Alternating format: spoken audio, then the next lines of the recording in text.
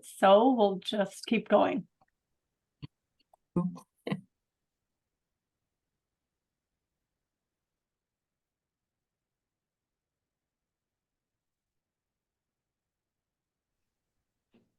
So Sorry, it's my bad. It's sorry. No problem, Katerina. If you do have a question, feel free to type it into the chat.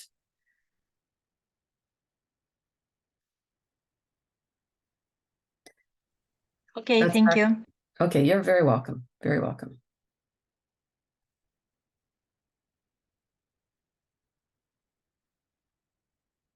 So that's actually a good point or place to insert this comment now. We are more than happy to answer questions in the chat as we go along. I'll try to keep an eye on the chat, and my longtime colleague, Heather Robinette from the Quill Learning Network, who's our moderator for today, will also help monitor the chat. And so if I miss something, Heather will jump in and let us know. You probably know a little bit about Pop-Up PD, but just before we get into the presentation for today, it is a free webinar series, and it's developed by a committee of some of the LBS regional networks and a couple of the provincial support organizations. And we have different topics each year that we offer as webinars, different presenters, sometimes people like myself from within our network, sometimes external presenters. And all of the Pop-Up PD presentations are available on the Pop-Up PD resources for LBS educators site. If you type that into Google, it will take you right to or into your search engine, it will take you right to the link. And you can access previous year's presentations as well. Katie, question?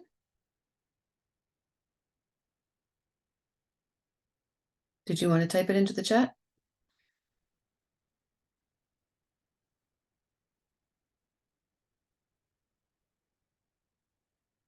We'll keep an eye out, Katie, for your question. If you do, type it into the chat. And Stacy has also just put a note in the chat that closed captions are enabled if you would like to see them. And we are recording today. As I was mentioning a moment ago, this recording will be posted, and you'll be able to get both the actual recorded version and the slide deck once the presentation is over and Stacy's had a chance to post them. There will also be a French translation later available. It does take some time, as you can probably appreciate, to translate the whole webinar into French, but our colleagues at COFA are able to do that for us, so we really appreciate it. And we'd like to thank the Deaf Literacy Initiative today for providing our ASL interpreters. So welcome also to Rebecca and Carolyn. Thank you for being with us today.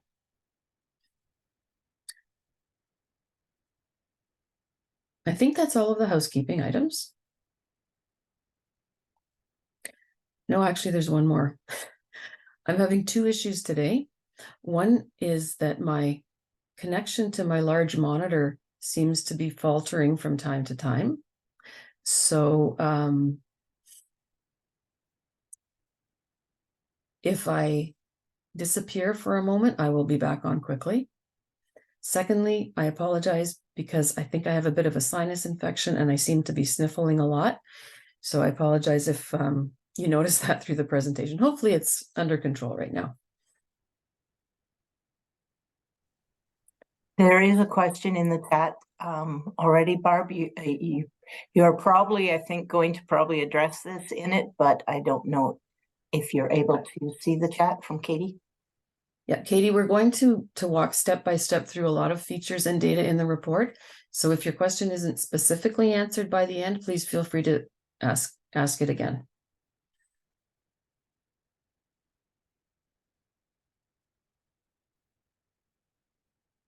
So very briefly, here's an overview of today. We're going to take just a few minutes and talk about numbers 1, 2, and 3. If you have attended some other pop-up PDs in the last year or so where we were reviewing the CAMS reports, you'll know that we usually do just start with a very quick review of the performance management measurements, because the context of all of the CAMS reports goes back to what it is we are measured on. So that's where we'll start for today. But the bulk of the time will be spent on numbers 4 to 7, where we're actually looking at the data. And how to navigate the very large Excel report.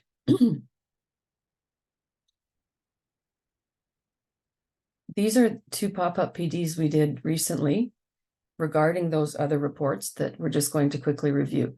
So the first one was understanding the detailed service quality report. It's available at the pop-up PD resource site. More recently, we also did a presentation on CAMS 60B and 60D. Again, it's available if you would like to look at it. So after today's webinar, we'll have almost like a mini series of report-based webinars. And because they don't change very often, then I hope the information in them will continue to be current. I did what I often do and actually forgot to introduce myself. I do know many of you. My name is Barb Glass. I am the Executive Director of the Provincial Support Organization for the College Sector LBS programs, the College Sector Committee for Adult Upgrading. And I also manage one of the LBS e-channel programs, one of the 5 online programs. And our program is called ACE Distance. Some of you would be familiar with that. I've worked in LBS since before it was called LBS. And so wonderful to see so many old and new colleagues here today.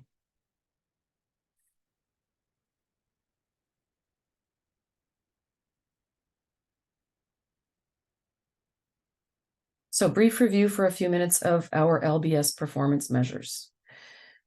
These are measures that reflect the priorities of our funder, our ministry. They don't necessarily reflect elements of programming that we might want to focus on or that we do focus on, but this is what we're actually measured on and what's tied to our contract with the ministry and the reporting that we have to do for them.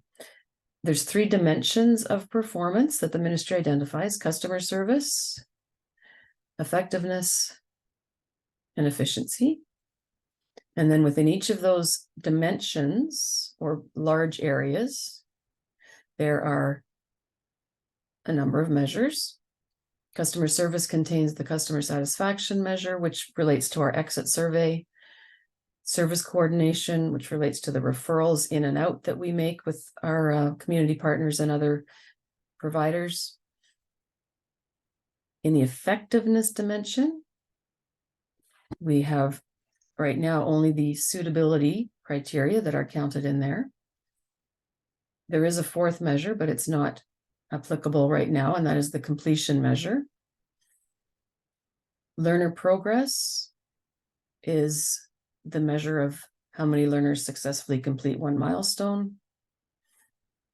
6 is learner gains. It's not currently being counted in our performance measures. And then the last one is, of course, learners served. Do we meet our learners served target? So all of the data, or most of the data that we're talking about today, feeds into one of these measures. And the little percentages beside the measures show how they're weighted by the ministry. So what the ministry puts the most weight or emphasis on. It's almost like if you do an assignment for a course, you know, tests might be worth 20%, assignments might be worth 50%, exam might be worth 30%, and so on. So similarly, these things that we are measured on are weighted based on the ministry's emphasis on the different pieces of it.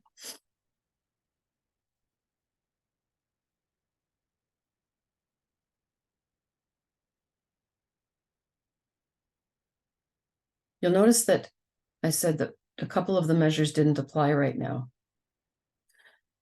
Number 4, completions, doesn't apply to our performance measurement right now, but the data is recorded and captured in CaMS. And it does feed into some of the reports that we're talking about, but it's not something we're actually measured on at this time. Your ETC might ask you sometimes about your completion stats, but technically it's not part of our monthly monitoring or report card or report that's produced based on those other measures we just looked at. Same with learner gains. It has never actually been part of the performance management framework in terms of being activated, but there is a placeholder in CaMS for learner gains data if the ministry ever decides that they do want to implement that measure. Question about in the chat, what does report 61 mean? Every report in CaMS has a number attached to the title. So today's discussion is about the report entitled Report 61, Case Activity.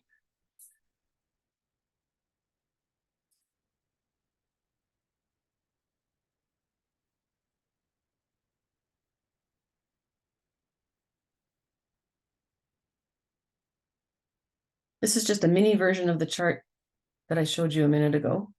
Notice it goes 1, 2, 3, 5, 7, because the measures for 4 and 6 are not in there.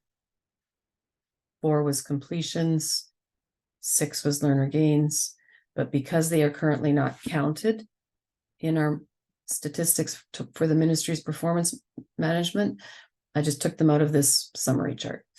There's the weighting that I mentioned, how much is each measure worth? And then what is added into here is something called the SQS, or Service Quality Standard value. If you're a program manager, you will be very familiar with this most likely, because these are the stats that we have to continue to monitor and report on as program managers. But all the data we put into CaMS feeds into these measures and statistics.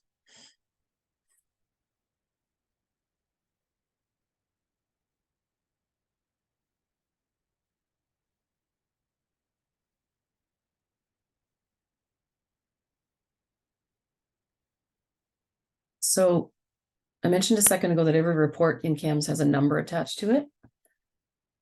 So the Detailed Service Quality Report 64 is the one we did a webinar on a year or two ago.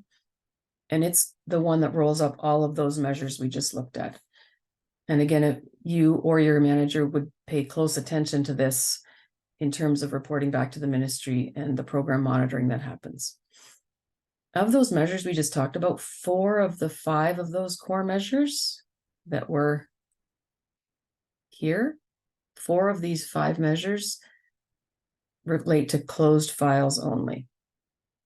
Learner progress is the one that relates to both active and closed files.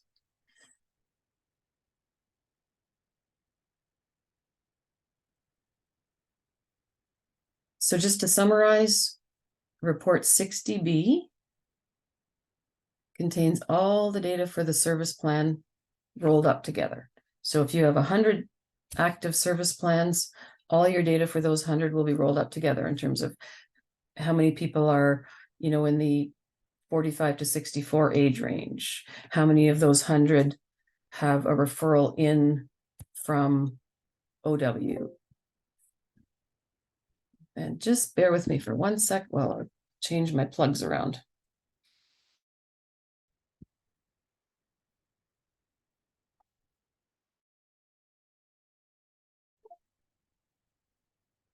I'm just going to have to reshare. So that issue I mentioned about my big monitor connection today seems to be causing me a bit of a problem, but just bear with me and I'll reshare in 1 second. Yeah, Lisa, it wasn't your battery, no.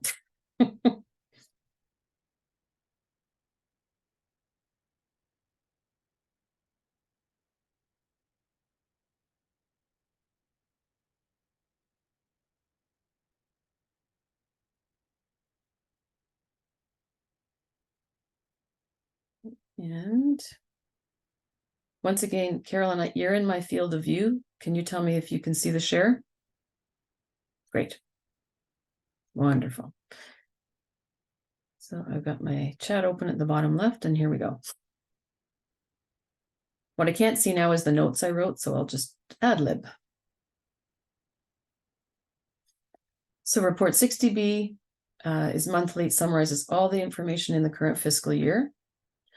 Report 60D summarizes all of the exit and outcome and follow-up information that you put into CaMS around your closure details for your files and the outcomes at exit and for your 3 and 6 and 12-month follow-ups.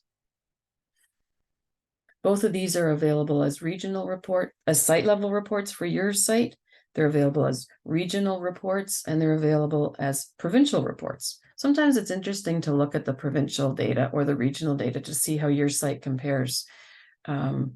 So if you did decide to go back and watch the 60B, 60D webinar, then you would be able to actually see some of these pieces that we're referring to.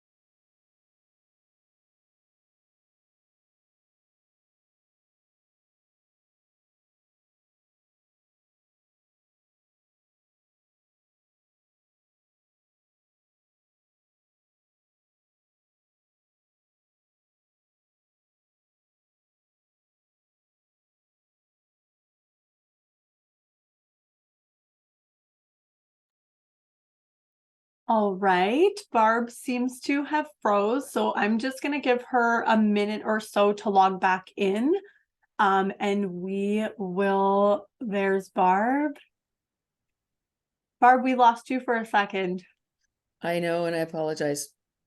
I had to move to a different spot in my house here. I've done lots of webinars over the years, but today seems to be just one of those days when some of the tech is not as it should be. So I do apologize, but I think ghost in the machine. Yeah, Lisa, that's probably it. Okay, so I will once again reshare. Hope we won't have any other interruptions from my side today.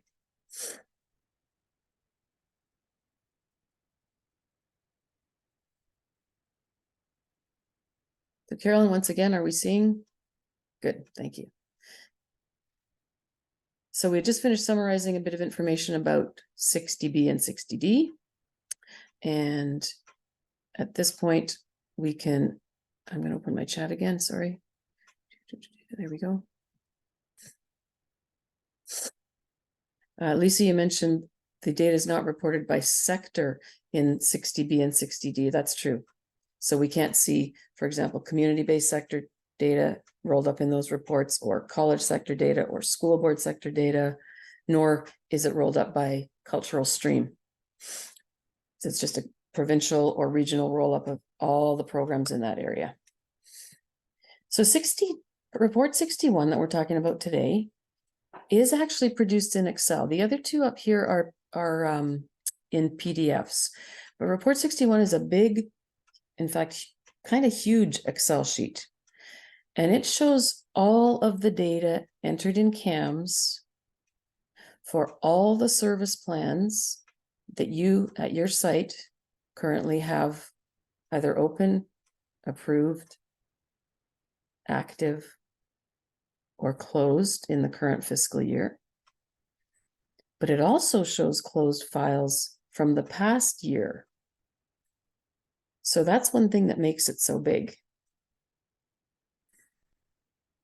It's a site level report. There's no roll up to it. And part of the reason there's no provincial version of it is because it does contain learner names and case numbers.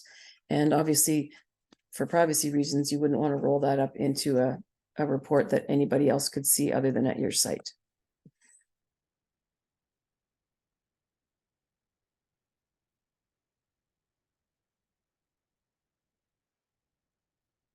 Once again, just a quick reminder of where you can find the other reports if you decide to look at them. Sorry, the other webinars on the other reports.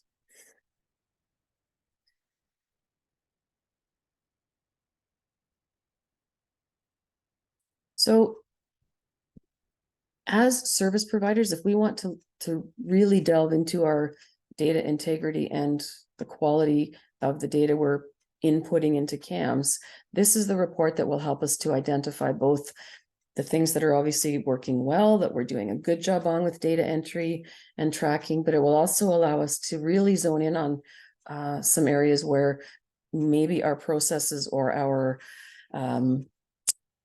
data entry is just not quite as on target as it could be. So if anything is wrong or missing, and this is the middle point here from report 61, it will be wrong in all the other LBS reports that we were referring to previously, plus others that we didn't mention. And if you learn to look at report 61 in some detail, you can really gain some insights into the profile of your learners, some elements of your programming, and certainly, as I mentioned, the processes you use to collect some of the data. Thank you, Stacy. You popped the link into the chat with all of the resources that are there. As we move through the next few slides of information about navigating the report and doing some analysis, you'll see a lot of screenshots, and they might look a little small on your monitor, especially if you're viewing from a laptop. When you go to the site that Stacy just posted afterward, if you would like to download the presentation, then you'll be able to display it a little, in a little bit of a bigger format. But taking screenshots of an Excel report and putting them into PowerPoint works, but it does sometimes make the screenshots a bit small. So I apologize if they seem small in your view. We've tried to highlight them, some of the relevant pieces with red outlines and numbering to help explain some of the steps. If you are really good at Excel, then this next few slides will be a little bit repetitive for you. Because part of being able to use report 61, in fact, a big part of being able to use it is being able to have a little bit of facility with Excel. So for the next few slides, we're just going to show some features of formatting the report 61 to make it actually usable to look at the data in it. So those steps are really Excel steps. And then once we do that, then we'll look at some of the data in this sample 61 report for things that we might want to highlight in our program or investigate in our program.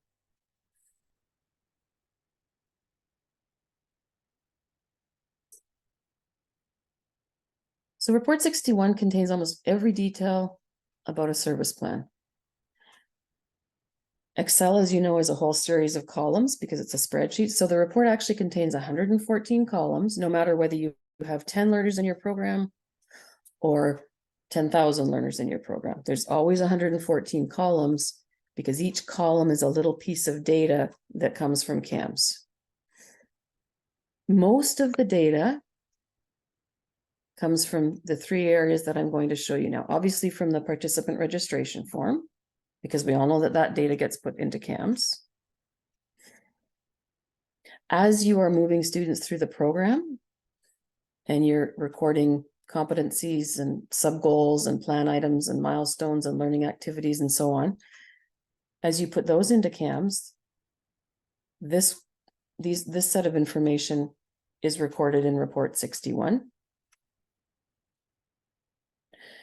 And then when you close the file, the data around exit and 3, 6, and 12-month follow-ups are also included in the form. And just remember that the participant registration form is updated periodically by the ministry. So it's always important to check from time to time on the EOPG website, which your program manager probably does, to make sure you're using the most up-to-date registration form. It becomes apparent sometimes if the registration form has changed because something in CaMS may also have changed.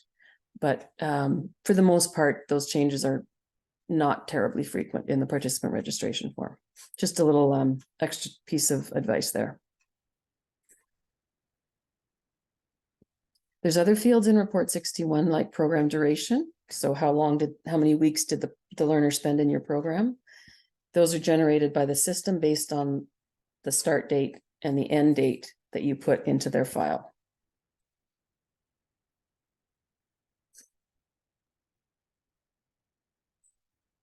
So all of these pieces are the data entry that you put into CaMS. The participant registration form information pretty much feeds into report 60B. The exit and follow-up information feeds into report 60D. But all these things together feed into report 61. And in turn, report 61 feeds into 64, which is the report card report that we looked at the very beginning. So I just wanted to show you the relationship between the data and where it lands in the reports in kind of a graphic format. So as I mentioned earlier, when we look at the data, we can think about, are there issues with data collection? Are there issues with data entry? Is it timely? Is it accurate? Do we have an understanding of the reasons we're selecting in some places where we have choices, for example, closure reasons and so on? And if you have no data entry issues, then off you go.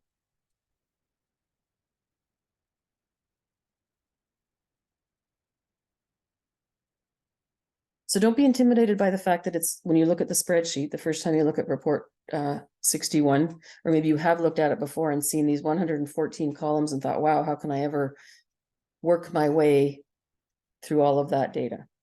There is a bit of logic to how it's laid out. And today we'll try and show you some ways to make it more user-friendly to look at the data. All the reports that are produced do have a guide that goes with them. So you can find the user guide for this report on the My EOIS portal. And if you don't have access to the portal, someone else in your organization does. The report guides are not always really helpful, but one helpful thing about the report guide for 61 is that it has a little definition for each of those 114 column headings. So even when I was creating this webinar, I referred to the guide just to get a couple of the definitions out of there for some of the data that we're going to be looking at.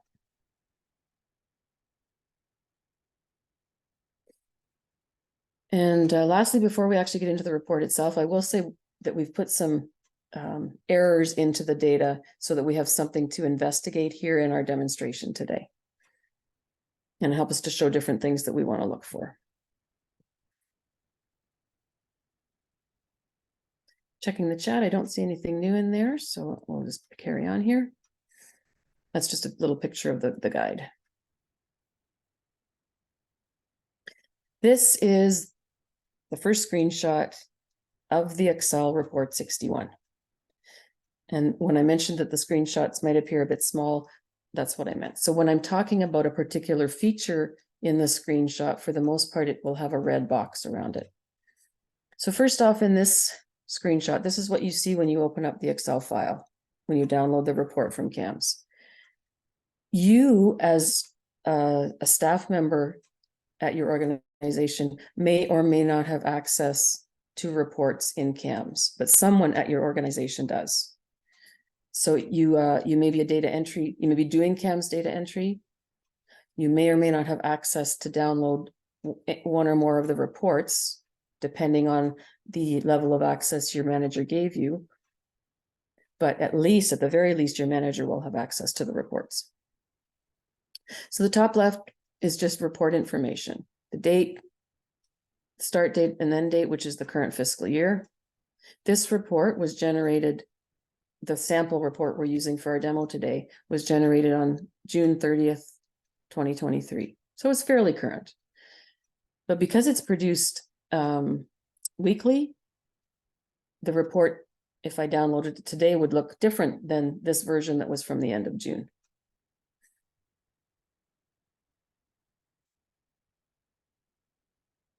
Normally, the case owner who is a staff member at your organization, their name would appear here, but we wanted to remove the names, obviously, from the report for the purposes of the webinar today. So this might be, you might have one case owner if there's only one person in your organization that does all the data entry for CAMS. This particular organization has 3 case owners. And so at the top of the report, for each case owner, and the case owner is just the person who opens the file in CAMS initially, their name gets attached to it. So in this organization, case owner 1 appears to have only 7 files that are attached to them. The second staff member has 61 files attached to them. And clearly case owner 3 works very hard because they have 2,029 files attached to them. The target for this site is 2,060. It's a really big site. So numbers for your site will likely be quite a bit smaller. Also shows a summary of how many cases or files are open for each case owner, how many are in approved status, how many are in active status, how many were closed in the current fiscal year, and how many were closed in the previous fiscal year. Because remember I said earlier that for the closed files, this report includes both ones that were closed this year and ones that were closed last year. And then the total. And then we're going to, next slide is going to continue over to the right.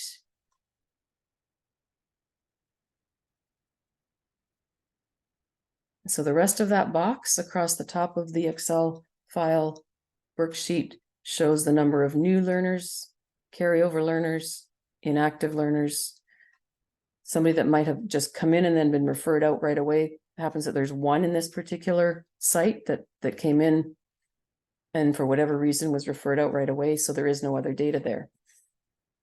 Re-entry means that they have more than one service plan in the current fiscal year. But that's not generated from the system, interestingly. That's a checkbox that we have to check as data entry folks. It's not automatically generated. The system doesn't recognize that this is a second service plan necessarily, but it will show up. So if I came into your program in May and left in July, you close my file, that's one service plan. If I come back now, let's say I took a month or 2 off, I came back, you're going to open a new service plan for me. So then technically I'm a re-entry client. That's what that means. So a client whose file is closed and then opened again within the same fiscal year. The difference between active and approved is just a couple of clicks. When you have put all of the data, the demographic data, the client summary data, when everything is entered and ready to go, then the file becomes active when you click active. Where do you check that off? April, I'm not sure what you mean. Where do you check what off? You don't check off, like approved or active is the status of the file in CAMS. Oh, where do you check that off for a repeat client? Can I come back to that, April? Just hold that thought because we'll talk a little bit more about re-entry clients later. Thanks. I'll just pause here for a little sip.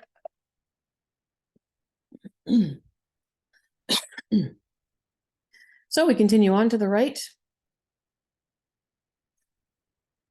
Okay, Sue just put a nice quick comment in there.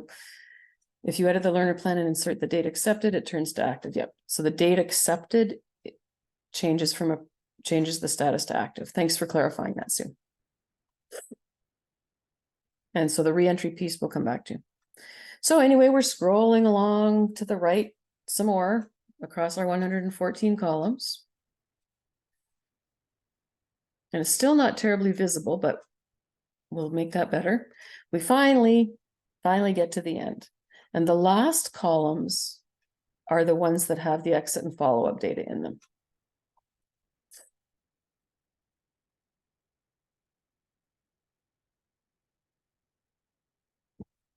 So back to the beginning here for a second.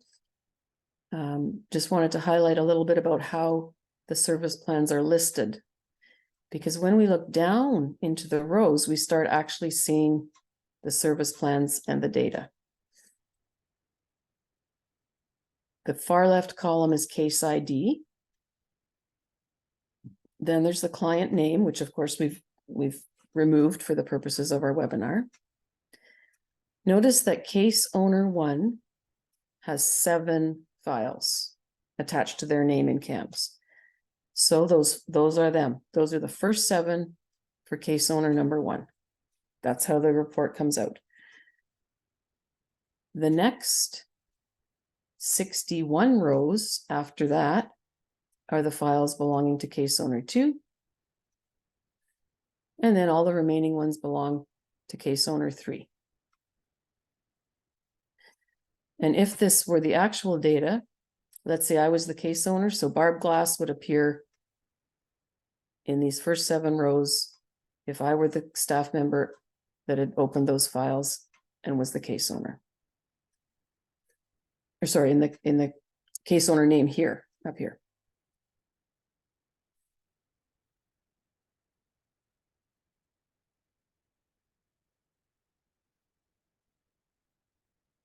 Now I'm going to scroll all the way to the bottom. So because this is a big program with a big target, we're down into the 2000s, 2100 rows here. You might only have a couple of hundred rows on yours. That's great. That's fine. It's just that the bigger your program, the higher your learners served targets, the more service plans you have, the bigger this file will be, and the more rows it will have. So at the bottom, there's an interesting summary of the totals that we saw at the top. So the total number of service plans in this particular report are 2,087. Oops, sorry. There we go.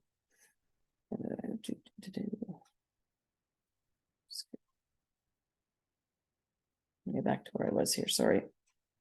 There we go. So 2 are in open status, 1,115 active, and so on. So this is just a restatement of what we saw at the beginning across the top, where all of those different statuses of files were sorted by case owner instead of as a whole collection. This is the total of all the different statuses of the files that are in here, including new and carryover and inactive and so on. There's a lot of inactive files, as you can see. It says 621 inactive. That's quite a lot. But remember that at the beginning of this fiscal year, we did not have access to any of the reports until July. And this particular site uses the inactive report a lot to make sure that they are keeping their CaMS files up to date.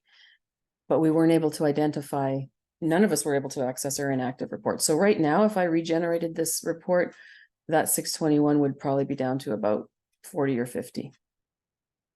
If you're not familiar with using the inactive report, it's kind of a separate discussion, but it's a helpful way to keep an eye on your CaMS files, because a file becomes inactive if nothing in CaMS has been touched or updated on the file for 60 days.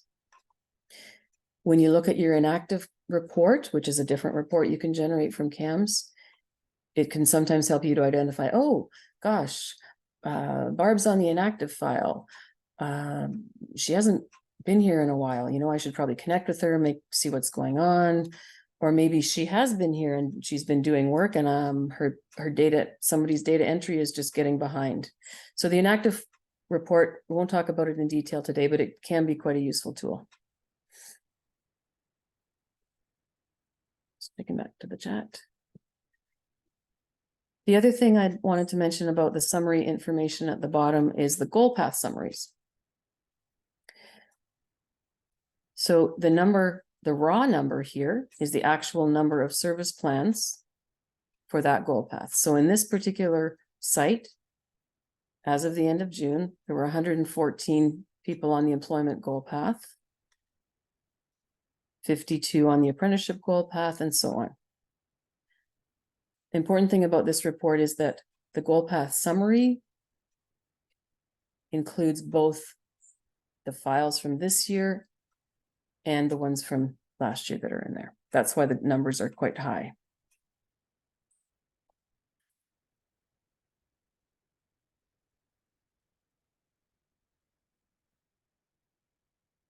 So let's just take a quick look because we can't see all these clearly in Excel. This is the name of each of the column headings of the data that's pulled into the report 61. One of the only things that we put into CaMS that doesn't, well, not one of the only, the contact information for the learner is not pulled into this report. So there's no addresses, phone numbers, and email addresses, and that sort of thing. In terms of identifying information, it's just the case ID and the learner's name. There's a bit of color coding in this that might be helpful to refer to later. So roughly, all of these items that are not highlighted come from the participant registration form, for the most part.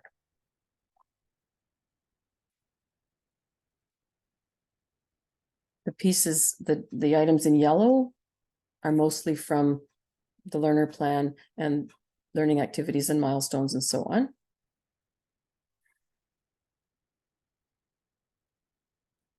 The blue pieces are things that are more or less generated by us as service providers. So we are going to put in training supports into CaMS if that learner is getting them. That'll be on their service plan. We are putting in the start date. We're putting in the end date. The system then generates the program duration dates. And the orange-ish, light orange highlights are mostly the exit and follow-up information. There's nothing in there to identify if there's a social insurance number recorded in the file or not. At the beginning, when we were first having to collect social insurance numbers and we were having to backtrack to get them from students, I remember wishing that there was something in here to identify if the SIN had been entered or not. But mostly for privacy reasons, there's nothing in here to indicate that a SIN number has been or entered or not. Probably that's just as well. So needless to say, report 61 is unwieldy. It's large and it's can be a little hard to navigate. So first pieces of advice right now is to actually prepare a copy of it before you start moving the data around to analyze it.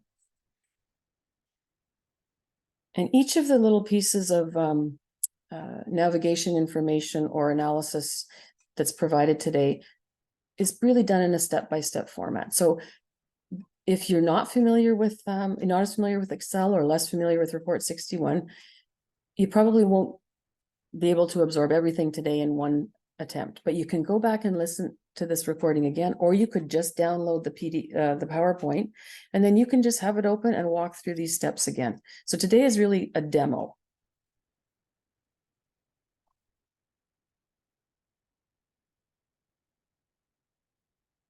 So we'll go through these steps one at a time. So again, as I mentioned earlier, if you're good with Excel already, then this will be a review. So we're going to make a copy of this worksheet, and we're going to do that by right-clicking on the sheet name at the bottom, and then we're going to select move or copy.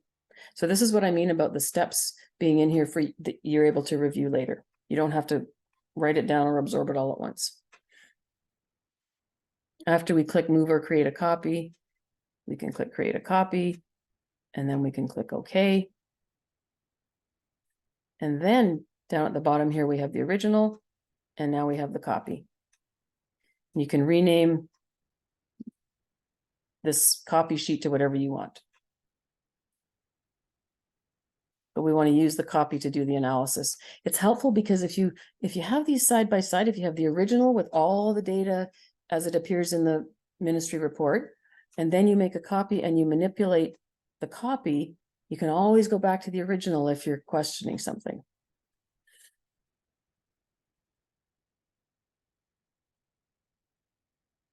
Vandra asked if this is the only report that has the information on the new Skills for Success pilot projects. As far as I know, yes, because that's a newer checkbox in CAMS, Vandra. And I will mention the skills for success checkbox in a little while. So we've made a copy. The next thing we have to do, and if you don't do this step, you can't manipulate the Excel data. We need to get rid of all these rows at the top. And the reason we need to do that is because they're full of merged cells, which means like combined cells with, or combined cells within the rows and so on. So if we don't delete those, we can't filter and move the data around in order to actually look at what's in the report. There's also, interestingly, the French and English Employment Ontario logos that appear a little further to the right. They're not in view in this screenshot, but you have to delete those as well. And because they're inserted as pictures, they don't delete when you delete the rows. You have to actually go in, right click on the logo and select cut to get rid of them. So you must do this deletion to be able to manipulate all of the data that's below to actually look at it. So we select it, we right click, and we select the data and then we click delete for those first 18 or so rows. The next thing we want to do to make the report more usable is we want to make sure we can see these column headings. Remember I said in the report guide that there's an explanation of what each of the column headings is. Some of them are self-explanatory, but we want to be able to see them in order to actually identify what the data is in that column. So to do that, we're going to highlight that first row. We're going to select the first row. Then we're going to go up to the menu here and we're going to just select wrap text. And what that does is allows the full name of the column to appear. But we probably also have to widen that row height a little bit in order to display the names completely. In some cases, the column headings don't expand. Age is age. A longer one over here, for example, number of completed competencies at start of year. Well, we couldn't see that whole title up here until we wrapped the text and widened the row a little bit. So now we can at least see all the column headings. If you go to the report guide, if you're not sure what a column heading means, you can look it up in the report guide and it'll give you a quick definition.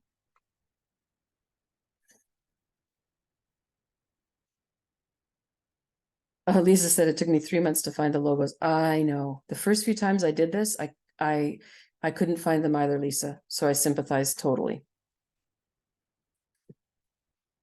And I almost forgot to mention that. It wasn't until last night I was going over this again. I thought I have to mention the logos because if you don't delete those logos at the top, as I said, you can't really do anything else with the report in terms of manipulating the data.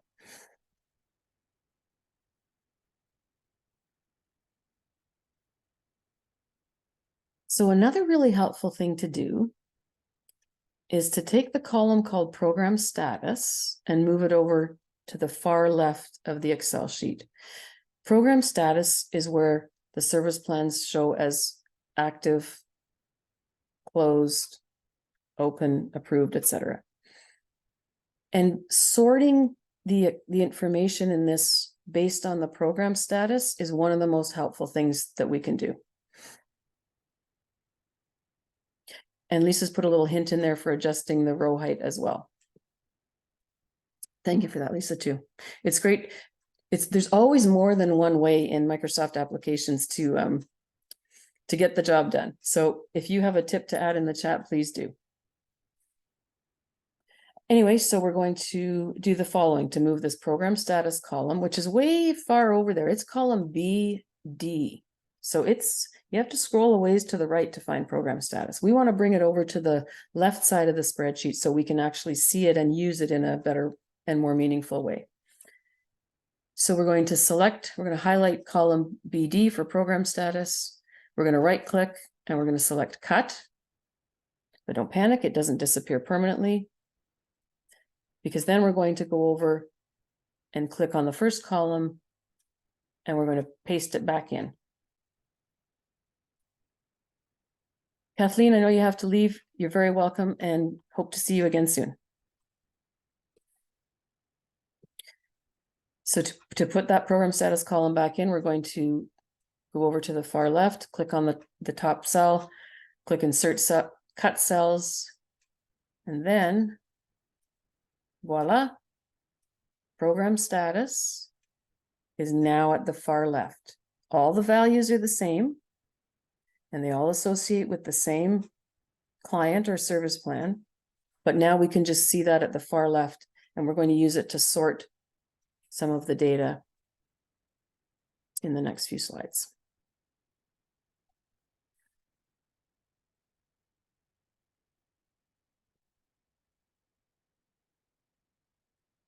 Next thing we're going to do, in order to help us manipulate the data and figure out what we're looking at, is we're going to add filters.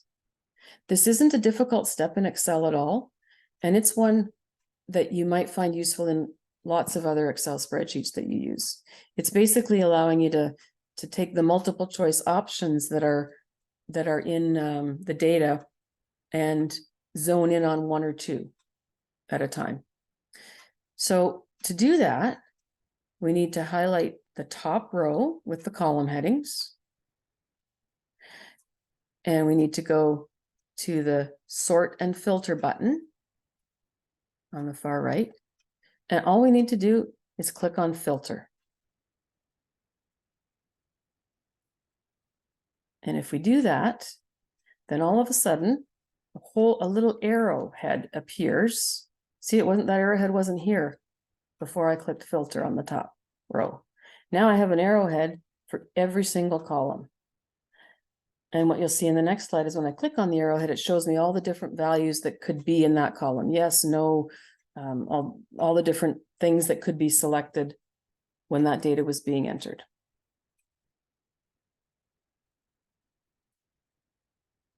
The third thing we're going to do to make the report easier to look at is we're going to freeze the first three columns. That allows us to scroll back and forth more easily. Again, this is a feature in Excel you can use over and over again if you're looking at Excel sheets. So what we want to do is click on the, what we want to do is keep program status, case ID, and client name where they are. So I want to freeze those first three panes in place, those first three columns. So I click on the top cell of the next column. And then I have to go to the view menu. Before we were on the home menu, I go to the view menu. And then I go over here to freeze panes and I just select freeze panes.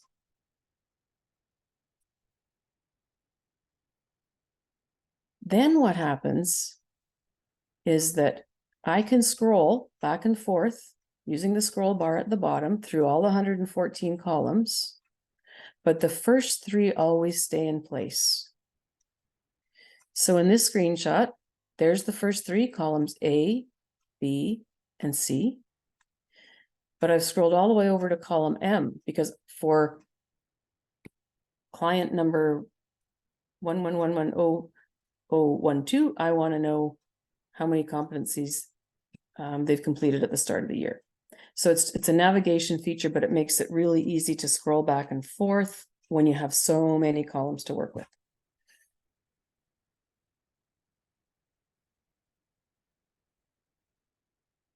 So now we're going to use some of the filters to work through some of the data for the remaining portion of the session today. And we're going to look for anything that's odd or unusual or things that might indicate errors in our data collection or data entry process. It's not a full audit, but it's a way to zone in on some issues that you might have that are perhaps affecting your data and not allowing you to get as many check boxes toward the performance measures and so on. Lisa says, I also group data into intake, ongoing, and follow-up, so I don't have to scroll so far. Yep, that's another great way to group it, Lisa. Another good suggestion. And Deb has a comment here. I would never have figured that. Yeah, that's why we're here, Deb, so we can share these kind of tips and tricks.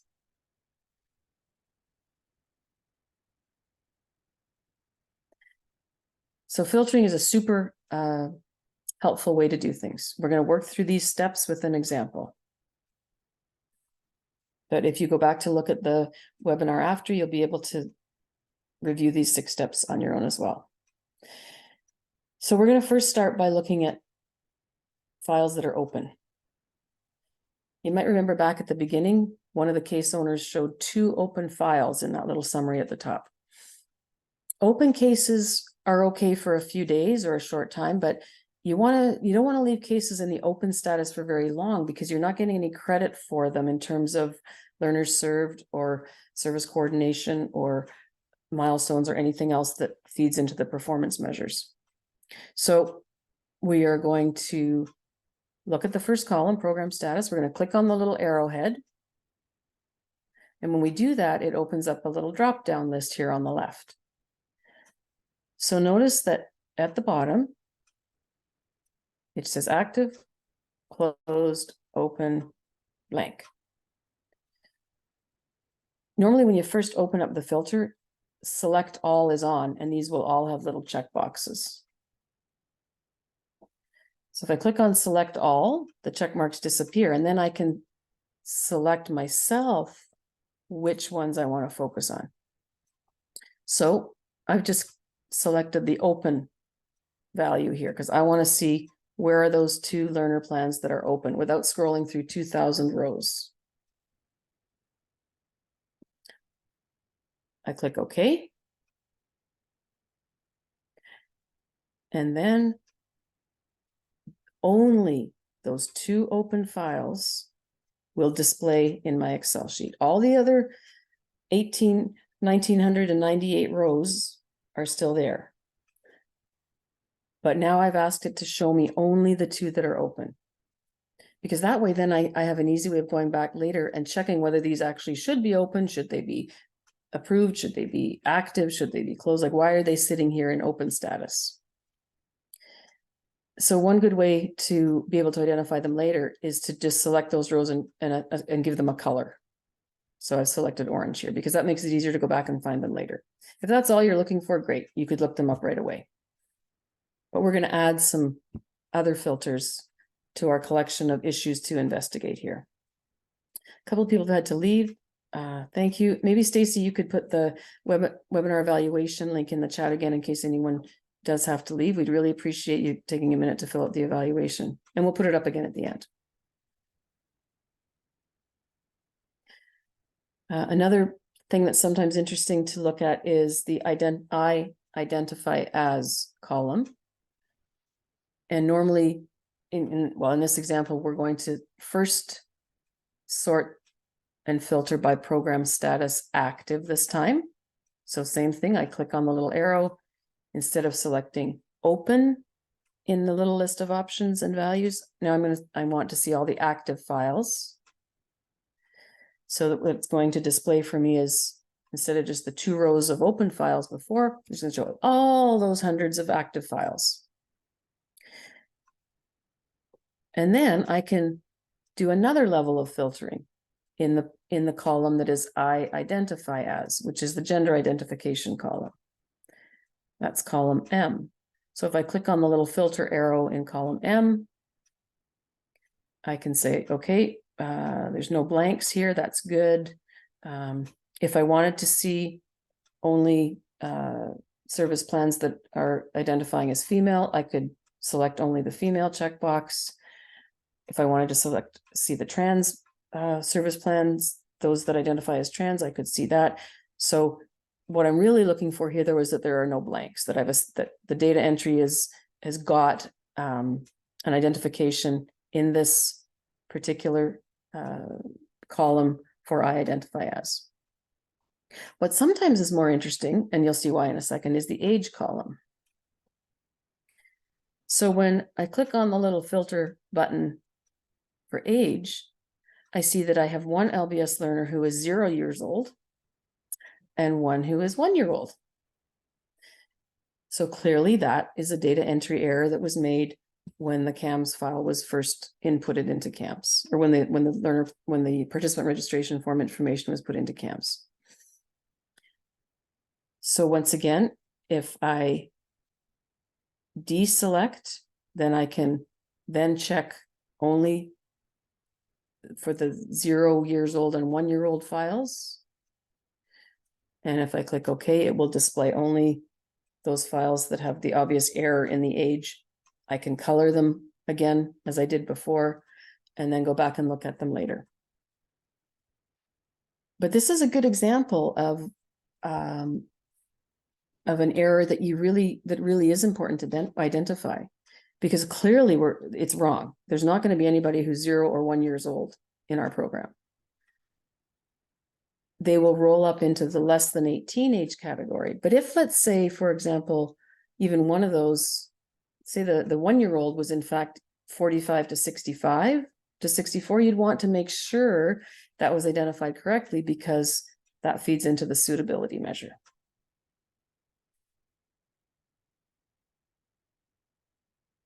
And it's pretty obvious that some of these things, as I said, they are just data entry errors. It's not like anybody in your program would have recorded those ages when they came in. You can go through and do this for as many columns as you want in terms of identifying columns that you might be interested in looking at. You might be interested in the self-service information portal. You might be interested, especially if you're an e-channel provider, by looking at the e-channel column. So remember, there's only 5 ministry-funded e-channel programs. If you are not one of them, then all the values in e-channel should be no. This is a yes or no. Either it's yes if you're one of the 5 e-channel providers, it's no if you're not, and there shouldn't be both. So in this particular report, here's an example of another error. This is an e-channel site, so there should only be yeses under the e-channel column. So that's another issue that I can highlight and then go back, filter for just the no's. I can color them, and then I can look later up at those files and make sure that because I'm an e-channel provider, those checkboxes are yes instead of no. And thanks, Heather, for putting the survey link in there. Some other interesting columns to look at might be education, which is actually column G. Under education, you don't want there to be any blanks. But when we look at the filter for education here, we do see that there's a couple of blanks. So we'd want to find out where they are. So we could go back to that participant registration form and make sure the education information is correct. Earlier, Vandra mentioned the skills for success checkbox. That's a new field in CAMS just for this year, because the ministry is funding some pilot projects separately from our regular LBS activity, but we do have to put those learners in CAMS. And the only reason you would check the skills for success box is if your site has a funded skills for success pilot project this year. The reason that checkbox is there is because the data for the students in the skills for success programs isn't going to be rolled up with the data for all your other learners. So when the ministry goes to produce these kinds of reports, the data for the skills for success learners will be pulled out separately. So we're going to fast forward here a little bit. And as I said, you can pay attention to any of the columns that are of interest to you. There's a whole set of columns from V as in Victor, over to AC, which on their own don't give you a lot of information. We'll come back to the milestones in a second. But column AD is really important. And it's called the competency client column. Because in order for a service plan to count toward the different measures that we talked about at the very beginning, that column has to be a yes. And how does it get to be a yes? It's because in the learner plan that you've created and what you're inputting into CaMS, there's at least one competency with at least one sub goal that's either in progress or completed. But you have to remember that if you have a competency and it only has a learning activity in it, and you have no other competencies or sub goals in there, then it's going to indicate no. If you have a competency and a sub goal with both, say, a milestone and a learning activity, then it'll count. But learning activities on their own with no other competencies identified and no other plan items and sub goals identified will give you a no here. So the reason this is important is because if there's a no, those people are not counting toward your targets and other measures. So you would want to open that filter on competency client and look for any no's. Deb, nice to see you. I see you have to go, so we will welcome you back the next time.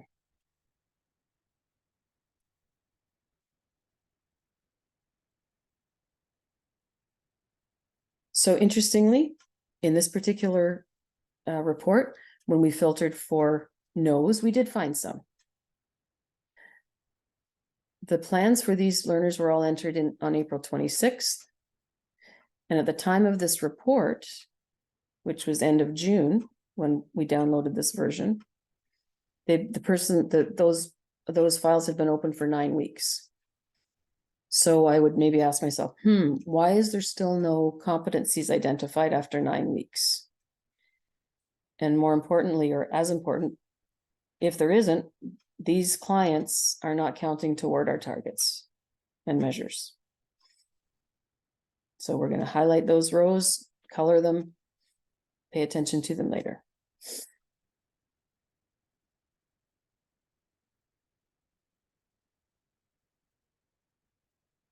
Some other areas that are interesting to highlight. We talked earlier about re-entry client.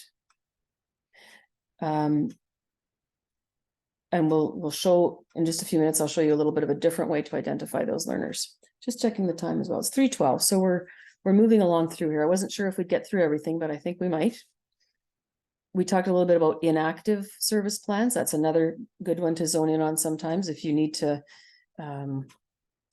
check in with your learners or check in with your data entry staff to see why there has been no activity in the CaMS file for 60 days. Another column to pay attention to is the learner gains exempted column. Remember at the beginning, I said the learner gains measure is one that has been in the performance management framework since the beginning, but it's not used. We don't use the learner gains measure. It's a very specific thing that doesn't relate to any of the assessments that you do on your own. So there shouldn't be any data for learner gains entered in CaMS. Another kind of interesting one is service provision language, because it's pretty much either going to be English or French or ASL for the most part. So if you are an Anglophone funded organization, then your service provision language is likely all going to be, yes, English. Something else to just check for. Learner profile and assessment columns also check for blanks. A lot of the filtering when you get to this point is really about checking for blanks, because you just want to make sure that the data from the participant reg form or from your milestones or from any other exit and follow-up information, you just want to make sure it's in there. So blanks are often an indicator that some piece of data has not been entered.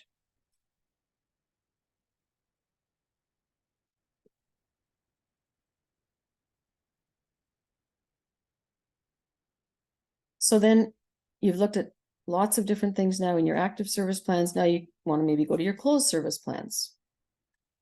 So we'd go back to the column A, we'd click on the little arrowhead, and we would select and filter just for closed plans.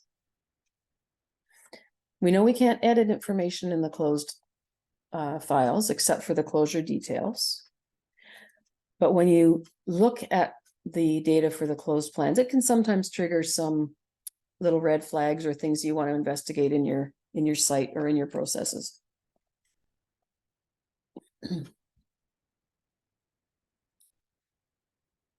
You might be able to see issues from the past. If there was an error that was continuously being made in your data entry, you might be able to identify it through the closed files. You might be able to identify missed opportunities that you could have gone back and corrected data had you looked at it when it was open or active, I should say.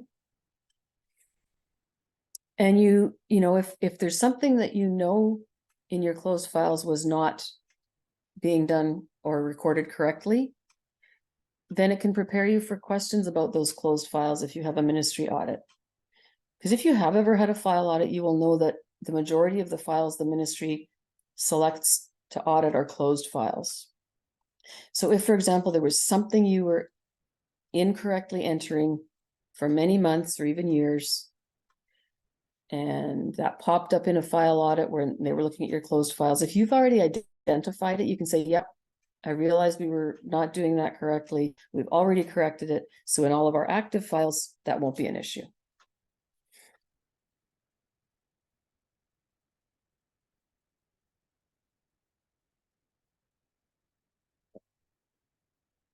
Another thing to look at under closed is the closure reason. And there's lots of different closure reasons we can select. Of all the closed files in this particular report, there's 203.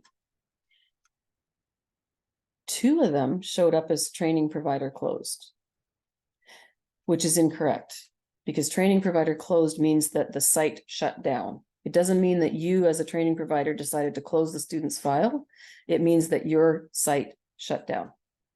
Well, this eChannel site is still active, so there should be no training provider closed files in here. So when you kind of look at it this way, you can see that because report 61 is done on a service plan by service plan basis, if you're finding something like this where you see in your closure reason summaries from report 60D that there's 2 files with training provider closed, you can go back into 61 and actually find those 2 files. And because we can change closure details, you could go back and correct that, even though you can't change other data in the closed files.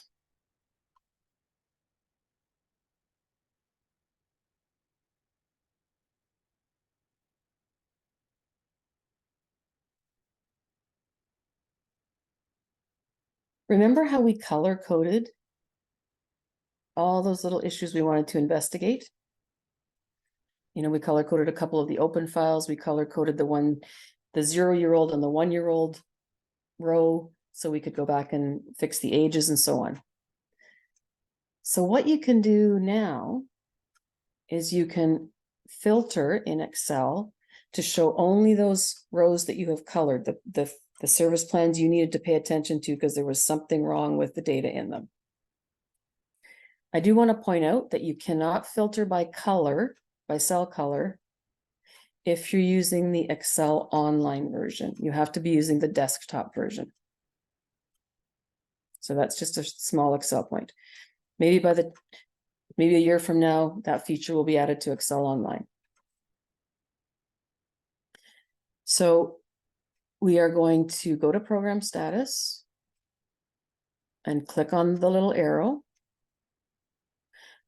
And then instead of selecting something from down here, we're going to select filter by color.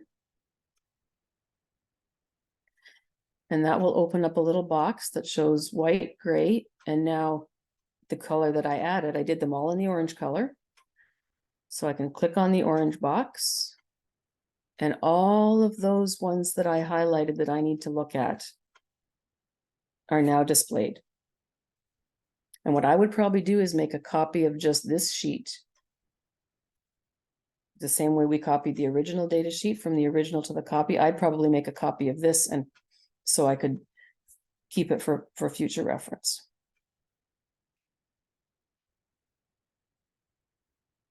So as you look at the data in here and you look at these issues to investigate, it really can help the level of accuracy and data integrity that you have, and in turn, hopefully will improve or allow you to explain things within your program to your staff to help them improve data entry processes if needed. And maybe you don't have any issues to investigate, as I said at the beginning, which is wonderful. Then if you want to take it a bit further, you can look at some things like this. You can identify those learners with more than one service plan. You could identify how many milestones they've completed this year. You could identify the program duration. So how long do people stay in your program? So just briefly, we'll touch on each of these. We know, and we are really set up to help learners who have to come and go in our program, because we know that they can't all just come in and stay and finish everything they need to do and never come back. You know, we are a stop out and restart type program, which is wonderful for our learners. But sometimes it's good to know. And thank you. Nice to see you today. I appreciate your comment in the chat as well. So if somebody has a lot of service plans in 1 year, multiple service plans, that might be something you want to look at. Are there actions that can be taken if they come back in again, if they are an in and out client? And then another thing associated with that is if you're closing them and the closure reason is completion, but they keep coming back, that might be flagged in a file audit. It might not. Tracy, you're very welcome. And again, I know people have to leave. If you can quickly do the evaluation, if you have to leave, that's wonderful. If not, it'll pop up at the end.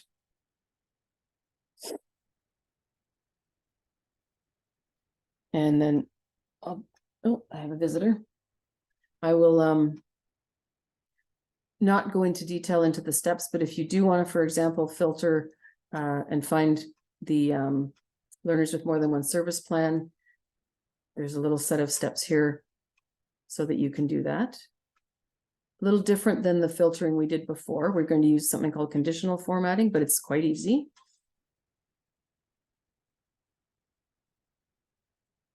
And so if you're looking at this later, you can see the steps to use the conditional formatting to find the duplicate plans.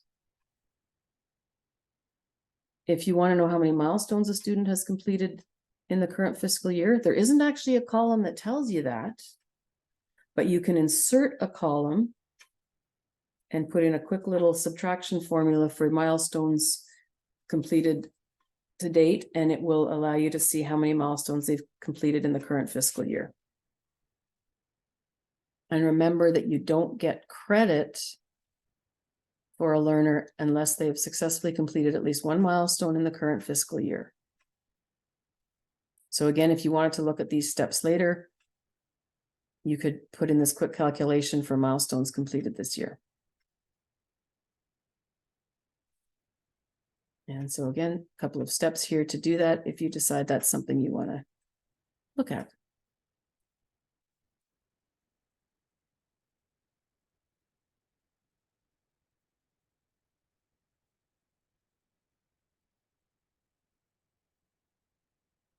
This is especially helpful later in the fiscal year, as I said, because learners need to have at least one successfully completed milestone in order to count.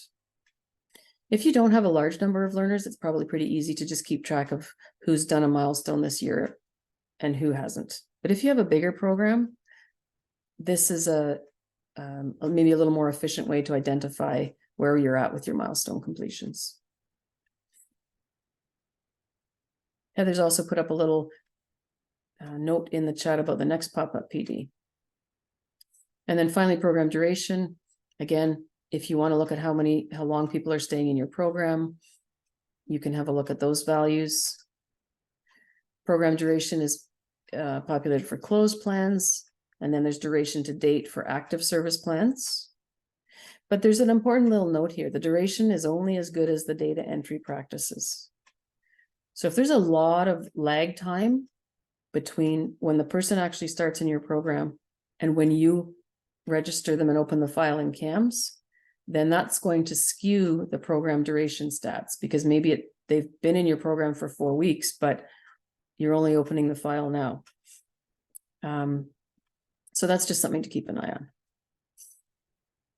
And Lisa, yes, for short programs, that is critical. If you're running a targeted training session or something like the Skills for Success pilots or anything that has a short duration of, let's say, 4 weeks, you don't want to be entering and closing those files on the same day. You want to enter them when the people start and you want to close them when they finish, so that it does show that they were in there for the full 4 or 5 weeks. And yes, wrist slaps will ensue. Well said, Lisa.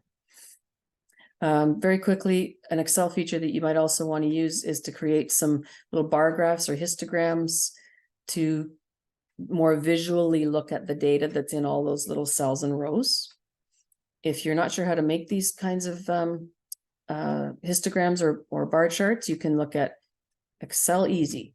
Just one recommendation of many for some step-by-step Excel pieces. In this particular one, you can see that this is program duration to date. It's not, these people are still active. These are active files. And so not unexpectedly, there's quite a number of active plans between the last 11 and 18 months. There's a number that are more than 24 months. That might make sense for your program, or it might not.